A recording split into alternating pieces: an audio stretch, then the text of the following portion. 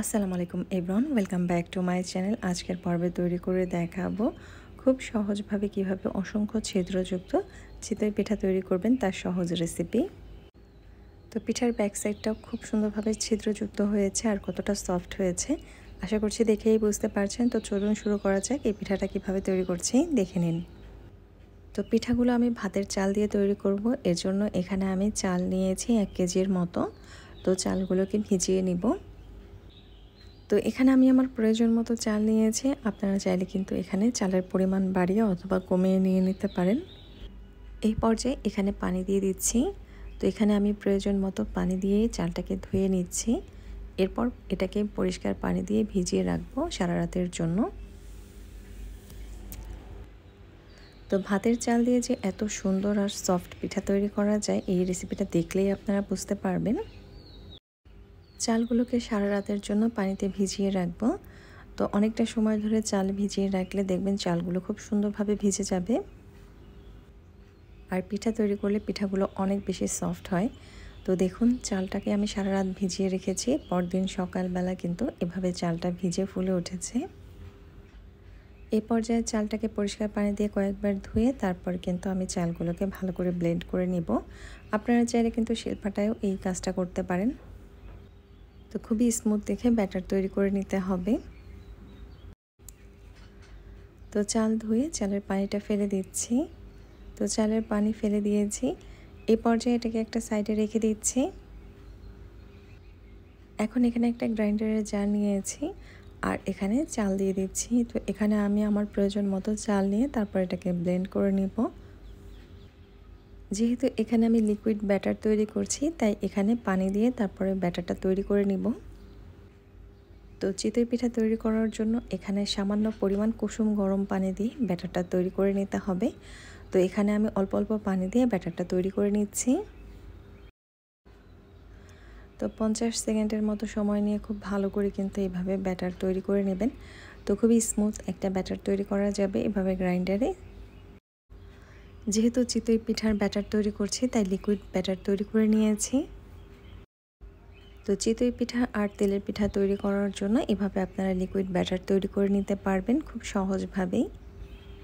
তো এখানে 1 কেজি চালের অর্ধেকটার মতো ব্যাটার আমি নিয়ে নিয়েছি। এখন এখানে পরিমাণ মতো লবণ দিয়ে দিচ্ছি। তো এখানে স্বাদ অনুযায়ী লবণটা দিয়ে নেবেন। তো এখানে আমি হালকা কুসুম গরম পানি নিয়েছি। তো আঙুল ডোবালে যাতে আঙুলে সয় এরকম দেখে কুসুম গরম পানি নিয়ে নেবেন। তো চিতই পিঠাটা তৈরি করার জন্য অবশ্যই চেষ্টা করবেন এখানে কুসুম গরম পানি ব্যবহার করতে। কোনো রকমের ঠান্ডা পানি ব্যবহার করা যাবে না। এখন এখানে একটা চামচের সাহায্যে খুব ভালো করে এটাকে মিক্সড করে নিব।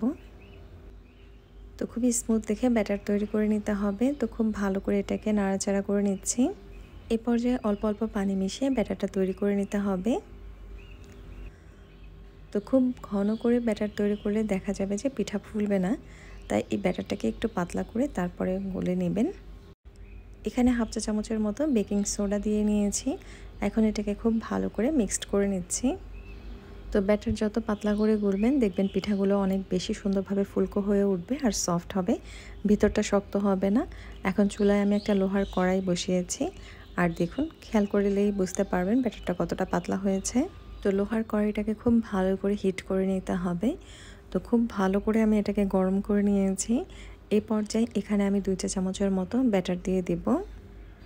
তো এখানে আমি গোল চামচের 2 চা চামচের মতো ব্যাটার দিয়ে দিচ্ছি। আপনারা চাইলে কিন্তু ছোট করেও পিঠা তৈরি করে নিতে পারেন। আমি একটু বড় করে পিঠাগুলো তৈরি করে নিব। এখন একটা ঢাকনা দিয়ে ঢেকে দিচ্ছি আর ঢাকনাটা ঢেকে রাখবেন ঠিক 1 মিনিটের মতো সময় নিয়ে মিডিয়াম আঁচে। খুব বেশি হিট দিবেন না চুলার আর খুব বেশি লো হিটেও কিন্তু এই পিঠাগুলো ভাজা যাবে না। তো সব সময় চুলার আঁচটা একই রাখতে হবে। খুব বেশি বাড়িয়ে কমিয়ে পিঠা ভাজা যাবে না, তাহলে দেখা যাবে যে ভিতরটা কাঁচা থেকে যাবে। তো পিঠাটা হয়ে গেলে তখন আপনারা নিজেরাই বুঝতে পারবেন, খুব চমৎকার একটা ফ্লেভার আসবে পিঠা হয়ে গেলে। আর যখন দেখবেন যে এরকম খুব সুন্দরভাবে উপরটা ড্রাই হয়ে গেছে তখনই বুঝতে হবে পিঠা তৈরি করা হয়ে গেছে। তো দেখুন পিঠাটা কিন্তু খুব সুন্দরভাবে ফুলে উঠেছে। তো আমি এর ব্যাক সাইডটাও দেখিয়ে দিচ্ছি। তো পিঠার চারপাশটা কতটা সুন্দরভাবে ছিদ্রযুক্ত হয়েছে আর ব্যাক সাইডটাও কিন্তু খুব সুন্দরভাবে ছিদ্রযুক্ত হয়েছে। তো সারা রাত ভিজিয়ে রাখলে দেখবেন যে পিঠাগুলো খুব সুন্দরভাবে সফট হবে। তো সামান্য পরিমাণ তেল দিয়ে কিন্তু এভাবে কড়াইটাকে ভালো করে মুছে নেবেন পরবর্তী পিঠা তৈরি করার জন্য। তো পিঠাগুলো ভাজার পর দেখবেন খুব সুন্দরভাবে কড়াই থেকে উঠে এসেছে। এ পর্যায়ে আমি আরও একটা পিঠা তৈরি করে দেখাচ্ছি, তাহলে বুঝতে পারবেন। তো চিতই পিঠা তৈরি করা খুবই সহজ যদি ব্যাটারটা ঠিকমতো তৈরি করতে পারেন। তো এখন এখানে আমি ঢাকনা দিয়ে আবার ঢেকে দিচ্ছি। প্রায় 1 মিনিটের মতো সময় নিয়ে ঢাকনা দিয়ে ঢেকে রেখেছিলাম পিঠাটা। তো দেখুন খুব সুন্দরভাবে ফুলে উঠেছে আর খুব সুন্দর হয়েছে পিঠাটা। এই পর্যায়ে আমি এটাকে তুলে নিচ্ছি। তো এই পর্যায়ে দেখবেন যে পিঠাটা খুব সুন্দরভাবে উঠে আসবে।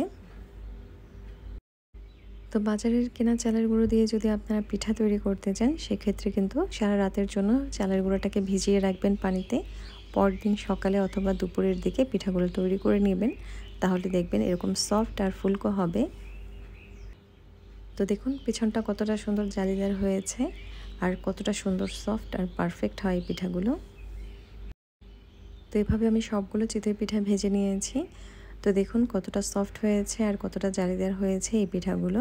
তো আমি একটা পিঠা ভেঙে দেখাচ্ছি, তাহলেই বুঝতে পারবেন এর ভেতরটা কেমন হয়েছে। তো আমার আজকের চিতই পিঠার রেসিপি এই পর্যন্তই। ভালো লাগলে অবশ্যই একটা লাইক দিবেন, কমেন্ট করে জানাবেন কেমন হয়েছে। আর অবশ্যই আমার চ্যানেলটিকে সাবস্ক্রাইব করবেন। পাশে থাকা বেল আইকনটি ক্লিক করে দিবেন। আল্লাহ হাফিজ।